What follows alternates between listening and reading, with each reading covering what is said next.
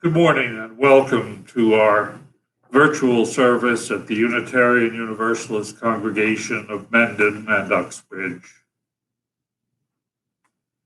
May we begin our time together with these words of Kalidasa. Look to this day, for it is life, the very life of life. In its brief course lie all the verities and realities of your existence, the bliss of growth, the glory of action, the splendor of beauty. For yesterday is but a dream, and tomorrow is only a vision. But today, well lived, makes every yesterday a dream of happiness, and every tomorrow a vision of hope. Look well, therefore, to this day.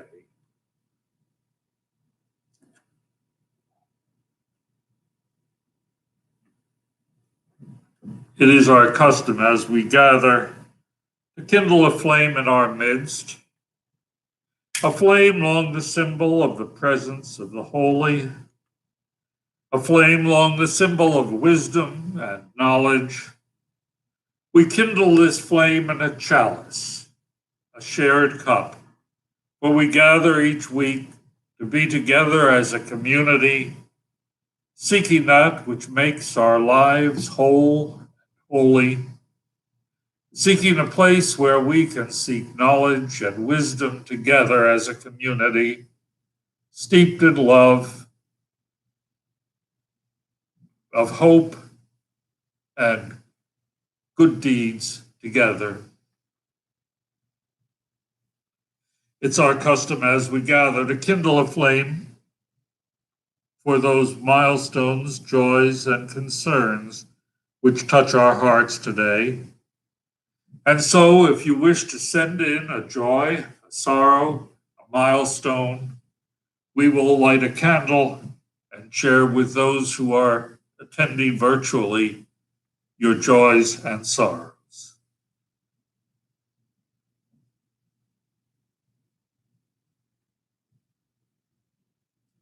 Today we will not have music, but I invite you still to join us.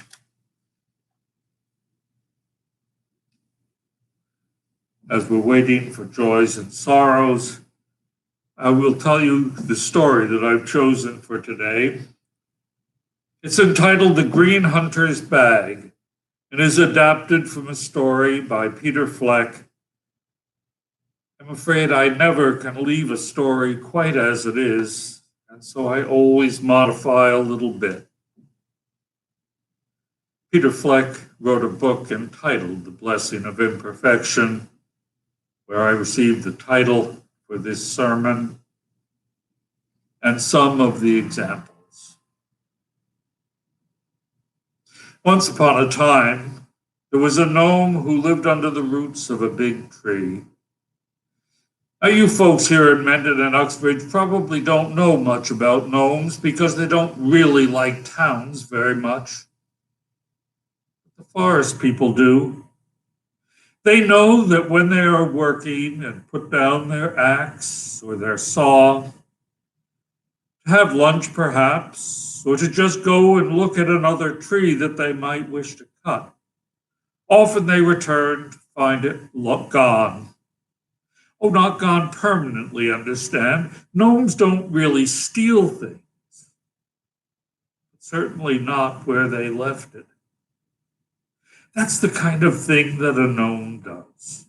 Mischievous things, like moving tools or covering them with leaves so they cannot be found. Now, back home, I think that there's a gnome who lives under the right rear corner of my desk, because papers that I am working on and that I know are right on the top of my pile on the desk often turn up in the kitchen or in a desk drawer or some other place that I'm sure I never put them. But I'm getting ahead of myself. Once upon a time, there was a gnome who lived under a tree. And more than anything else, he wanted a green hunter's bag. He had seen a hunter carrying one once. he wanted one too. He watched hunters after that, looking and admiring the hunters' bags that they carried, especially the green ones. Now, gnomes are not wealthy, and even among gnomes, his family was poor. And so, when he told his family what he wanted, they just shook their heads. Still, for his birthday, for Christmas, and for those other holidays that gnomes celebrate and we don't, he asked for a green hunter's bag. Each of the special days came, and he got very nice gifts, but not a green hunter's bag. Now, gnomes don't steal, so he would never take one. But he watched the hunters in the forest, hoping that one would put down a green hunter's bag for a few minutes, just so he could sneak up, touch it. And sometimes he did. Oh, he knew just the size and shape of one. He knew the shape and the smell of the leather strap that one put over one's shoulder to carry it. He knew how soft it was, just the color green. He thought about that green hunter's bag all the time. He could almost touch it, almost feel it against his side, almost feel the weight on his shoulder. He could almost taste it. Ugh. Well, week after week, month after month, year after year, he wished for and dreamed about it. Hope against hope each birthday, each special day he asked for one. And each birthday and each Christmas, each acorn day, each Knumphy day, he was disappointed. Well, he got very nice gifts, and he liked them, but no green hunter's bag. And then one day, I think it was his birthday, he got a beautifully wrapped present. It was just the right size, the right shape. And he almost couldn't open it in case it wasn't. But then, as he began to open it, there could be little doubt. It was a green hunter's bag. He opened it and looked at it, and I bet you think he was really excited. And he was. Then he looked at it and said, "It's a very nice green hunter's bag. In fact, it's beautiful. But somehow I always thought it would be greener."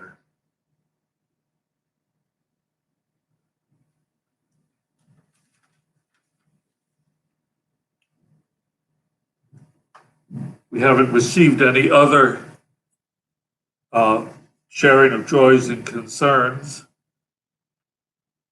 but I will light one for the members, for all of you who cannot be here with us today. And also, here we have one from the Bouchards.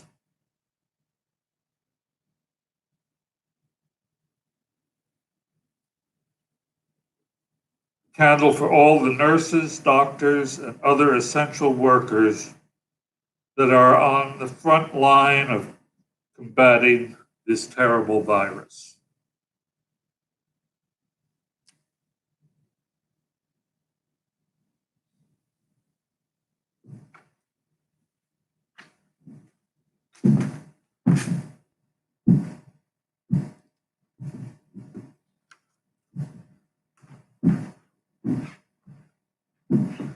Another one from the Bouchards. Please light a candle for all those workers that have lost their jobs or may have been uh,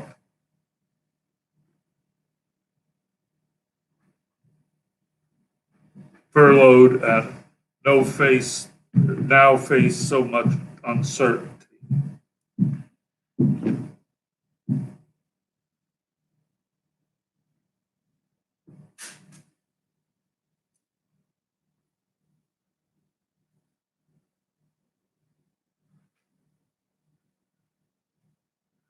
Light a candle for those workers who are seeking treatments and cures at a rate that is almost unprecedented in research.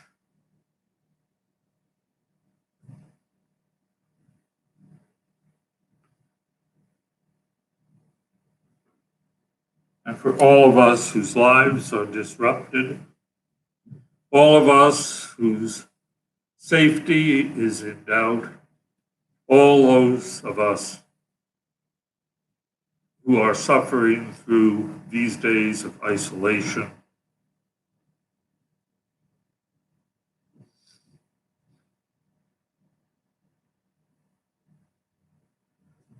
my sermon today is entitled The Blessing of Imperfection. Again, it's named after that book written by Peter Fleck. While I was in seminary, he wrote this book, The Blessing of Imperfection. He had been born in Holland, and he was an international banker and venture capitalist. While he was in Holland, he had attended a liberal Protestant church, and when he came to New York in 1941 to avoid the Nazi overtake of much of Europe, he found a Unitarian Universalist church at All Souls in New York City. And he became a very active person in the denomination and in individual churches. He was a lay preacher. And finally, he was among other things, he was a supporter of our Unitarian Universalist seminaries and education. And he received an honorary degree. And as he was retiring, he became ordained as a minister in the denomination. But while I was a student in seminary, we had a rather wise, I think, and generous ministers' association who included students in their meetings. And while I was attending one of them, one of my colleagues suggested that I find a book entitled The Blessing of Imperfection by Peter Fleck. He recommended it highly, and so I purchased a copy. Perfection is a blessing, I thought. That doesn't make sense. We hear people talking about the fact that they are blessed with good health, blessed with good family, blessed with a good job. But when's the last time you heard someone say that they were blessed with a sore back? Blessings are supposed to be good things. I purchased that book and put it on my desk thinking I really ought to read it. In seminary, there's a good deal of reading that needs to be done. And somehow I considered his book to be a joke. And it sat there for months. But when I finally did read it, I discovered a great many good things, some of which I'll share in this sermon, and others that I have just read about. Many years ago, Unitarians and Universalists gave up the Calvinist and Puritan ideas that God was all-knowing and all-powerful, and that God determined what our lives were going to be from long before our births, And there was nothing, absolutely nothing that would change what was going to be our destiny. In the 19th century, James Freeman Clarke, a Unitarian Universalist minister, sadly not Samuel Clarke, who was the minister of Uxbridge for a period, but James Freeman Clarke taught that we were independent and would get better and better and better until we achieved perfection, which set us up for a big disappointment as it happens. Because now our society is a group that worships perfection. In our own lives, we want to be perfect weight, to have perfect hair. We admire almost to the point of worshiping celebrities, movie stars, sports figures. We hold them up as role models, angry and indignant when they fall short of our vision of their perfection. Then is there about imperfection that is or even could be a blessing? There are really two meanings for the word imperfection. The first meaning is something akin to flawed. Two of my oldest friends in Maine, where I used to live, were Johnny and Jean Terstigan. During much of the time that I knew them, they operated a chicken farm producing eggs. Operating a family farm is not an occupation, it's a way of life. When I visited and wanted to talk to them in the evening, we didn't sit in the living room or watch television together.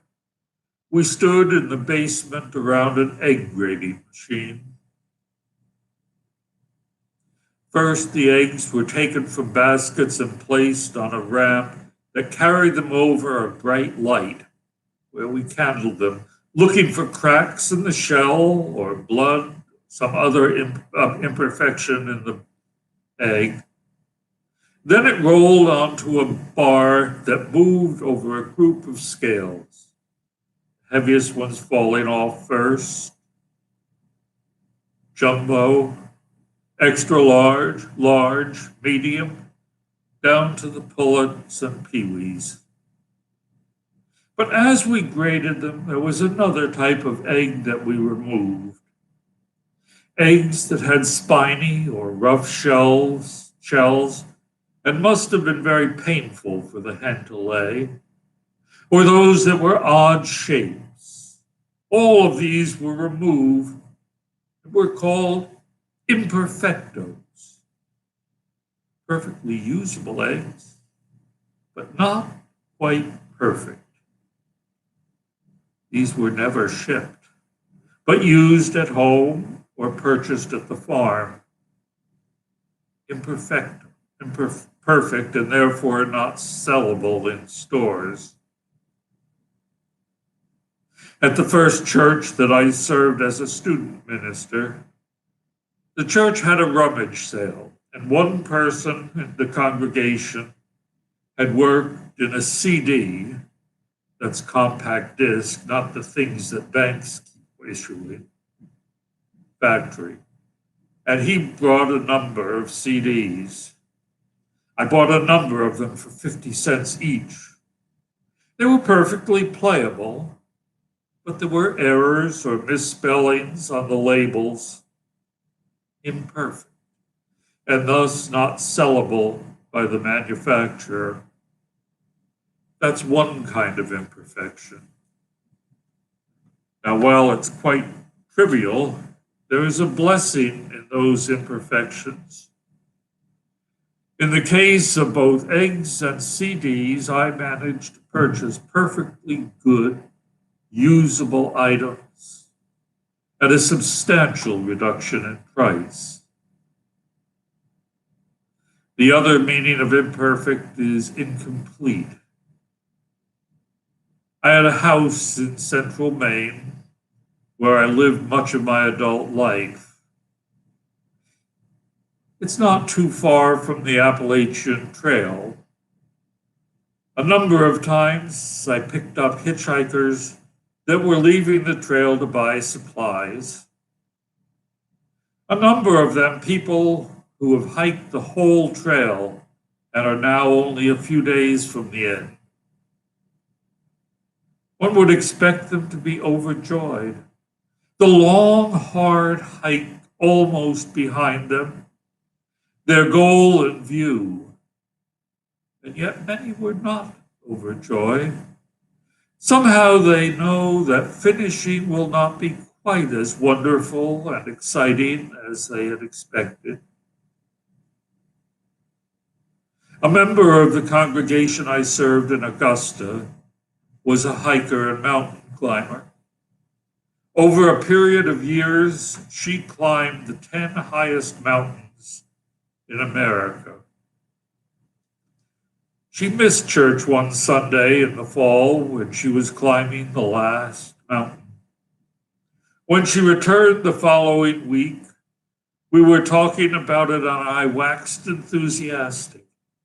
How wonderful it must have been to complete that last climb.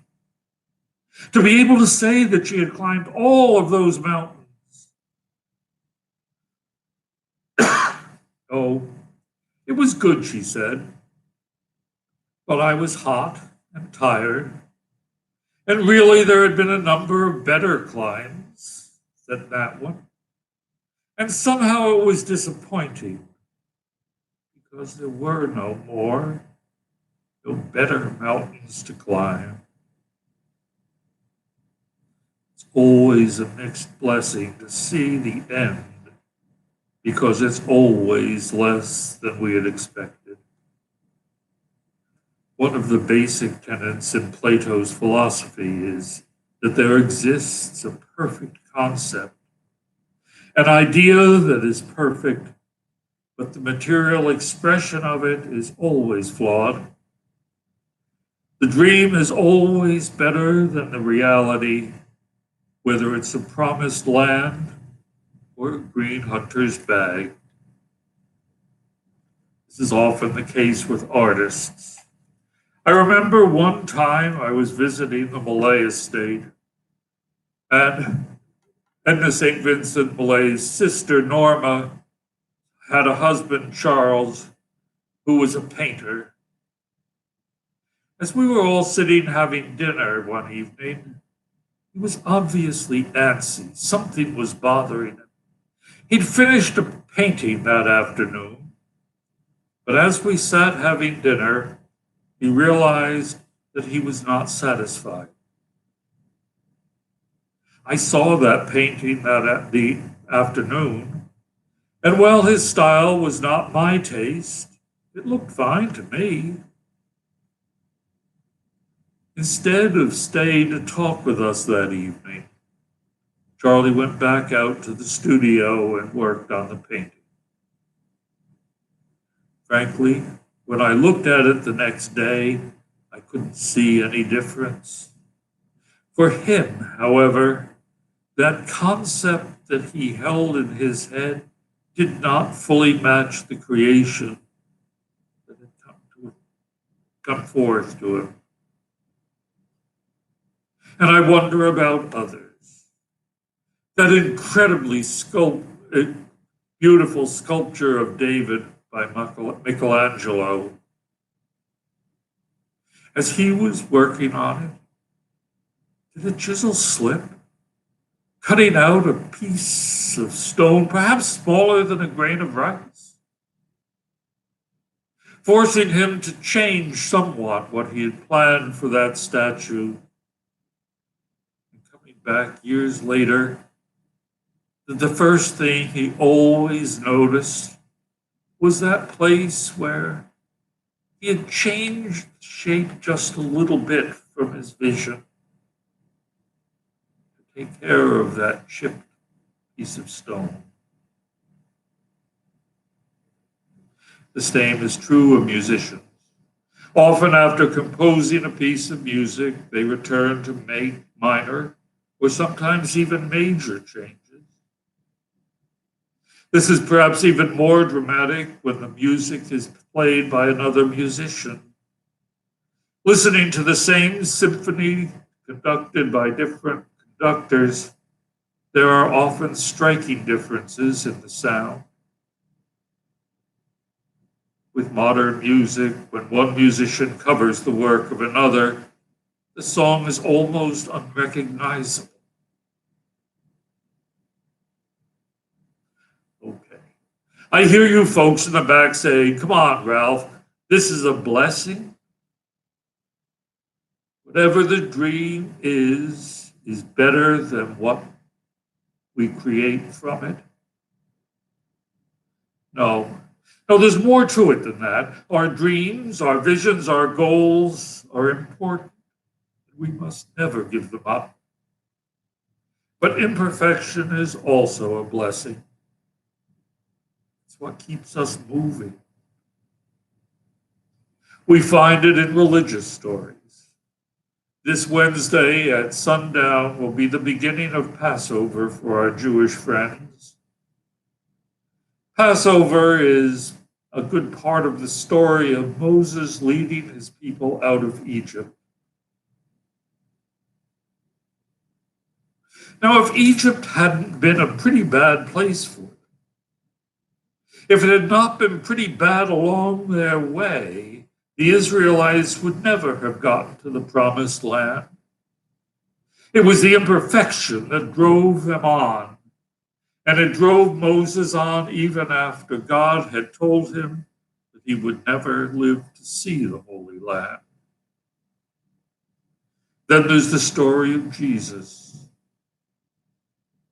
Today is Palm Sunday, a day celebrating Jesus' arrival in Jerusalem.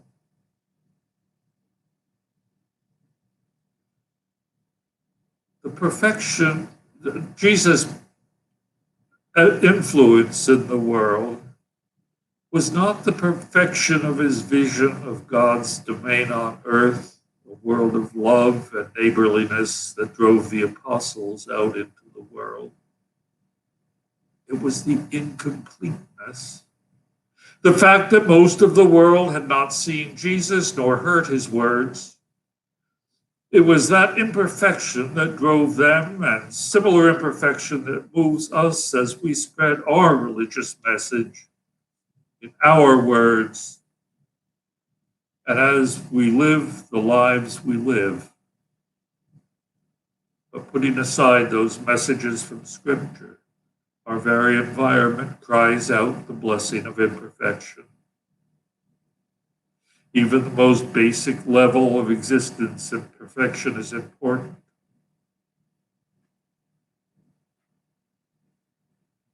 Quoting Peter Fleck,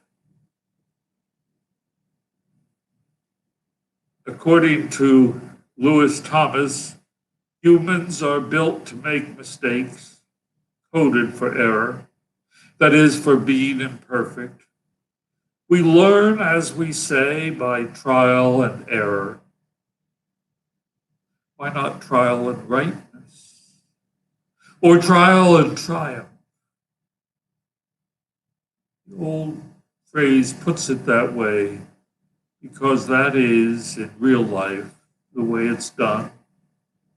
In other words, progress requires error.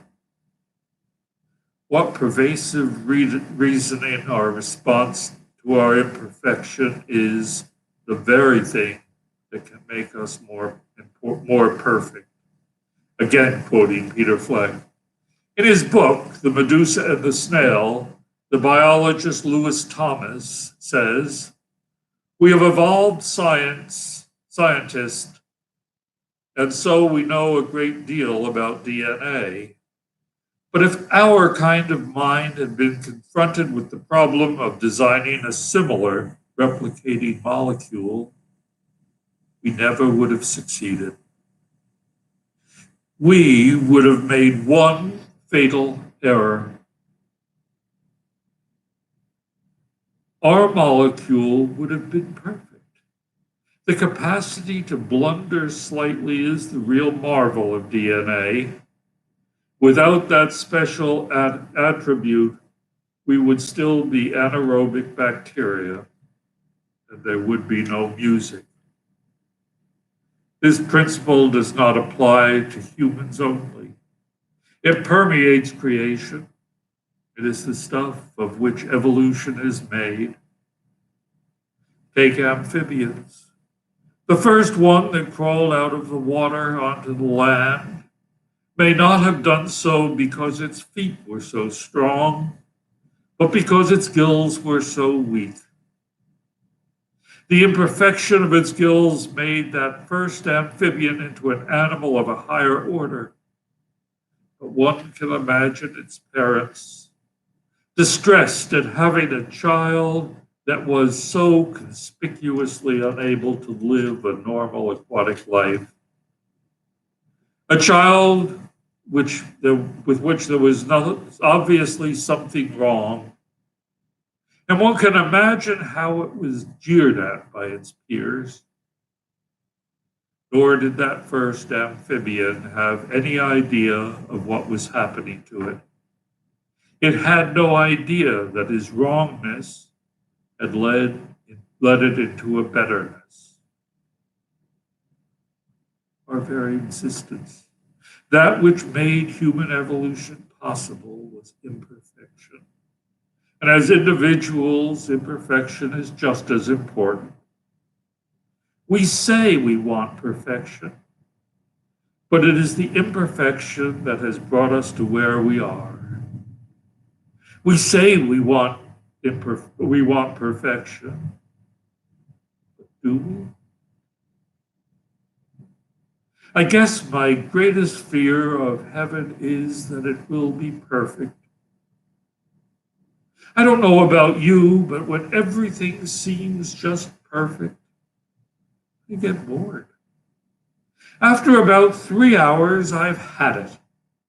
I want something new, something different, something that challenges me. Don't get me wrong. That 3 hours is wonderful, and I wish it would happen more often. But still, not a steady diet. I need a goal, something to work toward, the possibility of accomplishing something. I spend my time and energy in organizations and causes that are not perfect, places where I can do something, not where everything is already done, places where I can make a difference. I suspect you do too. Our churches are imperfect. Some sermons don't say what you want to hear. Sometimes the music is too soft or too loud. The hymns are unsingable. Some of the people are not quite as nice as they might be.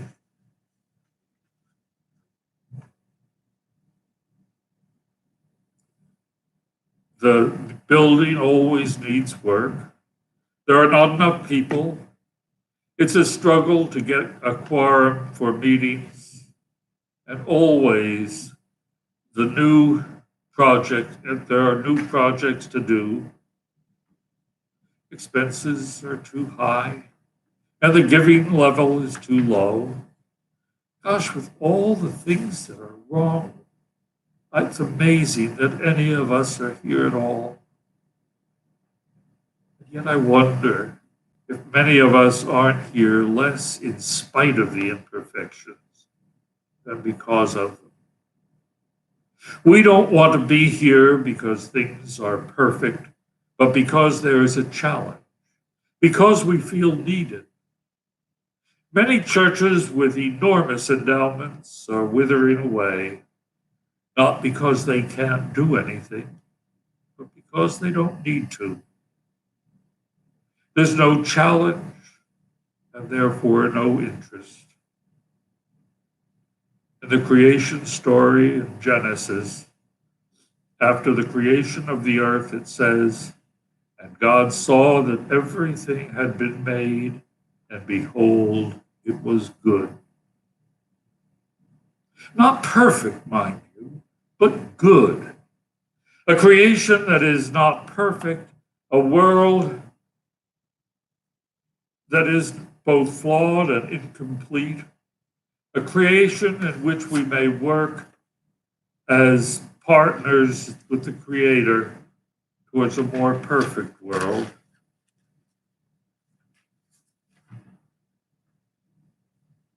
The world is not perfect. And now it is as imperfect as I have ever known it. All that we have to do is different. We've been wrong in the way we've been doing it for years. I want to comfort you. I want to reach out and put my arms around you and give you a hug. Instead, I reach down and put on a mask.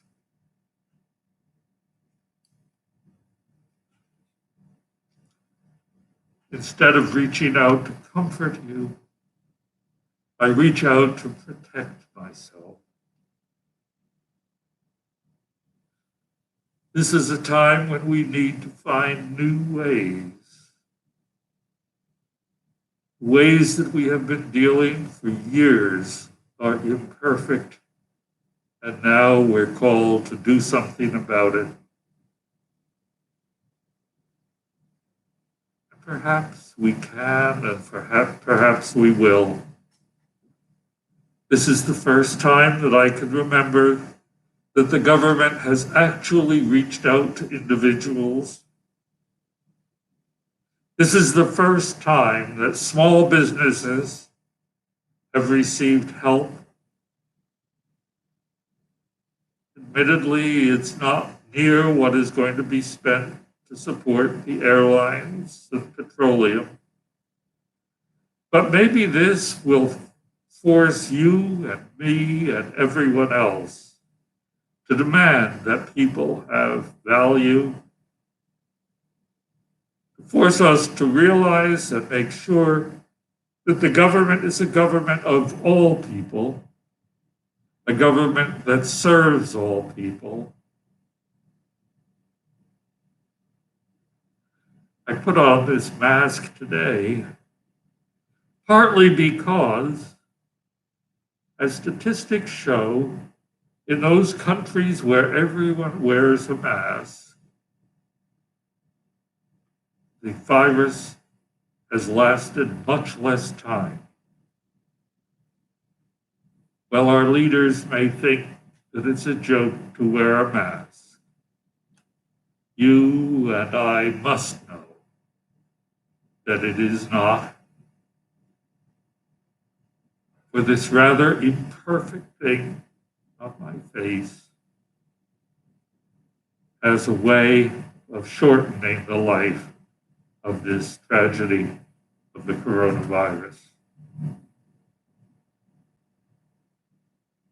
We live in a world with green hunters' bags that are less green than we had expected, with a promised land just out of our reach, with relationships with spouses, children, friends, and others, which are just less than we had hoped, with churches and other organizations that are less than we would like. That's the world we live in, like it or not.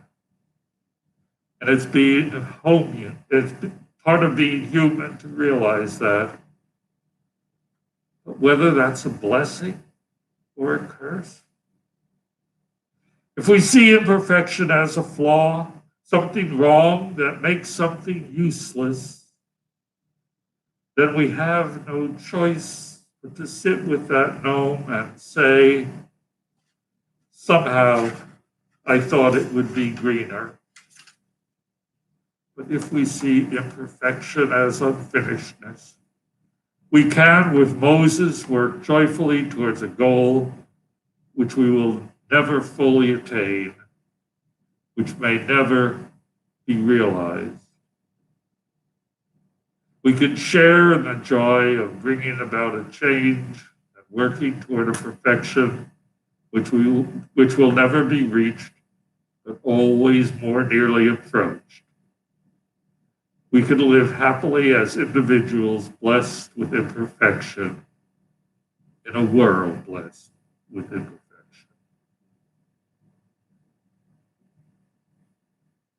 And now, as we prepare to end our time together, as we extinguish the flame that we kindle at our gathering, difficult to blow out a candle with a mask on.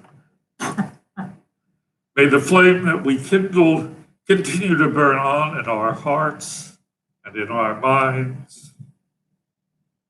May we live our lives seeking to make the world less imperfect, seeking to make of the world a place which is whole and holy.